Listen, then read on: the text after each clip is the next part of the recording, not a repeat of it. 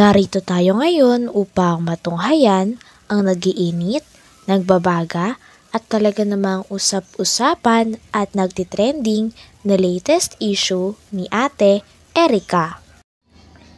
Sa pagpapatuloy ng ating istorya ay narito nga muli si Kalingap Val upang pag-usapan at upang maresolba ang problema ni Ate Erica sa pagitan ng kanyang lolo at ng mga pamilya na naiwan nila pagkatapos nilang magkaroon ng bahay at pera ng kanyang kapatid na si Sheila May.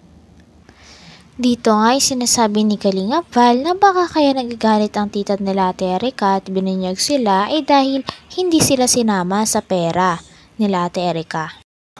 Palpak kayo! Hindi si tita ang may kasalanan. Kayo! Bakit po? Hindi nyo sinali sa hatian. Sa group chat ninyo, hindi nyo sinali si tita. Palpak yung mga kilos nindo. Tuloy lumabas ang baho ni Erica at ni Dianse. Dapat pag nagplano kayo, ang unang isama ninyo kontrabida.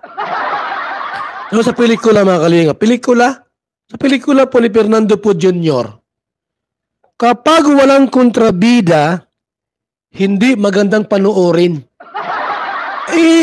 Inatsipiran nyo, binabaliwalaan nyo yung kontrabida. Tuloy, nagbulgar.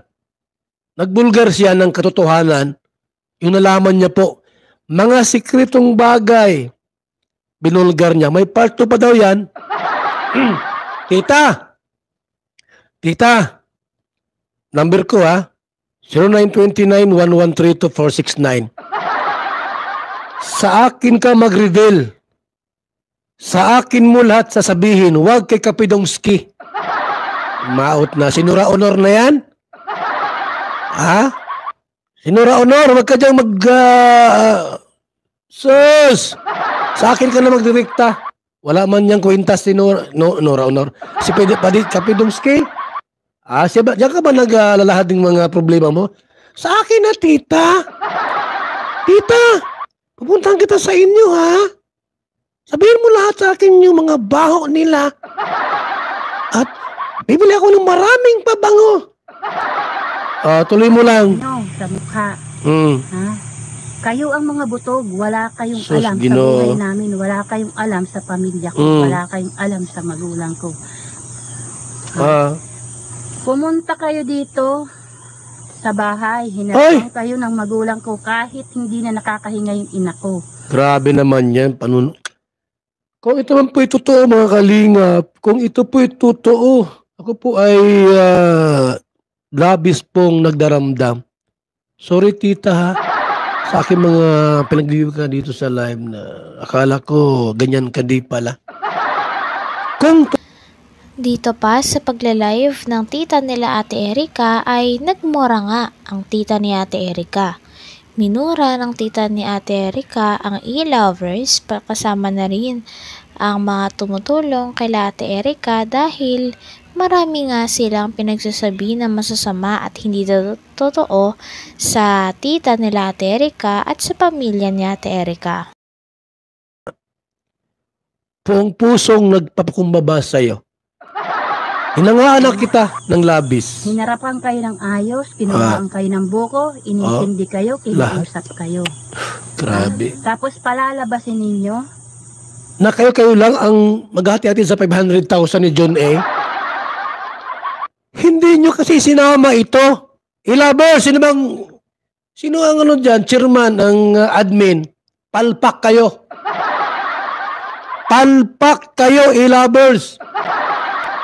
Hindi nyo isinama si tita sa inyong grupo. Wala kayong mga utak. Ang magulang ko, binulgar na kayo. Sa sikat ng araw. Putang ina ninyo, wala kayong alam. Minura kayo, ilabers. Hindi ako nagmura sa inyo. Hindi ako nagmumura. Nilabas ko lang itong kwento ni tita. Baka magtampo kayo sa akin. Hindi ko ito, inilabas ko lang yung live. Hindi ako involved dito. Nilabas ko lang Kay ng text, dada kay ng dada, wala kayong alam. Noong time ng pagkagabi na yun, na inagaw-agaw namin ang magulang namin na na-ospital na halos hindi na makahinga. Yan na po. Yan na. Ay, salamat kay Millie Chan. Thank you, Kuya Bal. Shout out. Thank you so much. Millie Chan, salamat sa iyong pakulay, ha. Salamat po. Kayo naghihirap, manghayop kayo. Pinumura na po. Tumigil kayo ng kahambugan ninyo. Sino? Mga ilaber. Yeah! Nagkatira lang. Pahiya kayo ngayon, ha? Ilabos! Wala kayong mga utak. Ito, ha, bilang isang kaibigan ninyo, dapat ang una nyong sinali sa group chat ninyo, si Tita. Si Tita. Ay, ang ginawa nyo, initsepwiran nyo ay, huwag nang isama si Tita.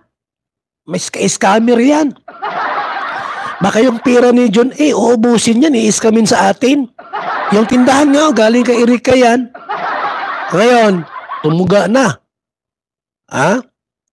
May part 2 pa daw yan. Tita, yung part... Talagang habang mas tumatagal nga, ay mas nagkakaroon na nga ng challenge sa pagitan ni Ate Erika at sa dati niyang pamilya sa pagreresolba ng away na ito. Patagal kasi ng patagal ay mas lumalaki na nga at mas lumalala na ang sagutan sa panig nila Ate Erika at ng kanyang pamilya na iniwan nilang mag-ate. Maayos pa kaya ang gulo na ito? At syempre, lagi na dyan si Kalingap Val upang tumulong. Walang kwenta. Sa akin mo sabihin lahat. Tapos, ang gawin ni Kapitongski, reaksyonan niya po. Marunong mag-reaksyon si Kapitongski. Puro kabutugan na lang ang ginagawa ninyo. Grabing ginawa niya. Na-ospital yung magulang ko, sinalinan dugo. Pero nasaan yung Erika ang sinasabi nyo? Nasaan yung Erika sinasabi ninyo? Wala. Nandun, naliligo sila sa ano? Saan? Sa San Pascual. San Pascual. Sabi nung iba, ano yung San Pascual na yon? Ito yung lugar ni Erika po, mga kalingap pa. Ito yung lugar ni Erika. Bundok yan, bundok gubat. Bundok gubat. Damuhan. Tapos, San Pascual. Ilog yan. Kung ikaw po ay magandang babae,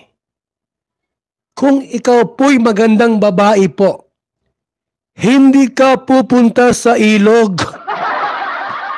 Saan ka pupunta?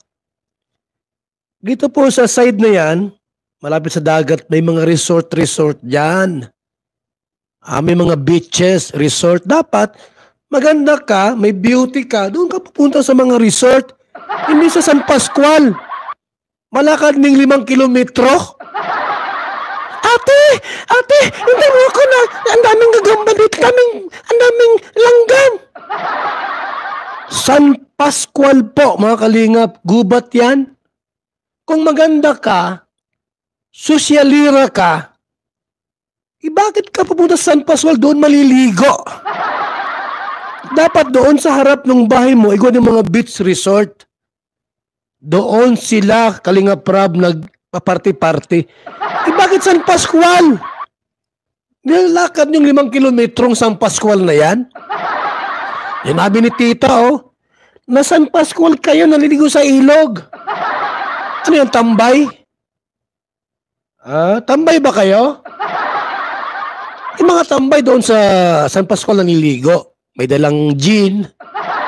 Pero sabi, maganda si Erika. Gandang mukha.